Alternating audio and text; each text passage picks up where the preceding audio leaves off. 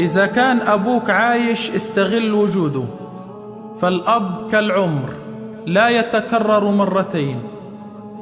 أبوك لا يشبهه في الوجود أحد. إذا تحدثنا عن الأب فنحن نتحدث عن العطاء بلا مقابل، عن الحنان بلا حدود.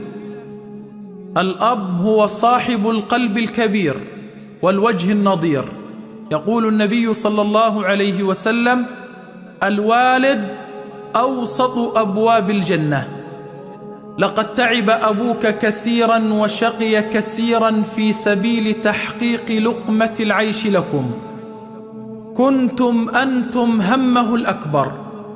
يحب أن يراكم تأكلون أفضل المأكولات، وتشربون أفضل المشروبات، وتلبسون أفضل الملبوسات، فهو رب الأسرة وولي الأمر.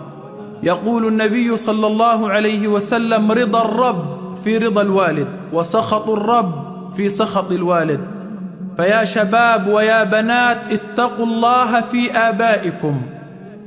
احذر أن يموت أبوك وهو غضبان عليك، وإذا ارتفع صوتك على أبيك فاعلم أنك قتلته. يقول النبي صلى الله عليه وسلم: لعن الله من لعن والده. أبو هريرة رضي الله عنه في يوم من الأيام رأى رجلين يمشيان معا، فقال لأحدهما: من هذا منك؟ يعني ما قرابة هذا الرجل منه؟ قال: هذا أبي. قال: فلا تمشي أمامه، ولا تجلس قبله، ولا تخاطبه باسمه. احذر من عقوق أبيك.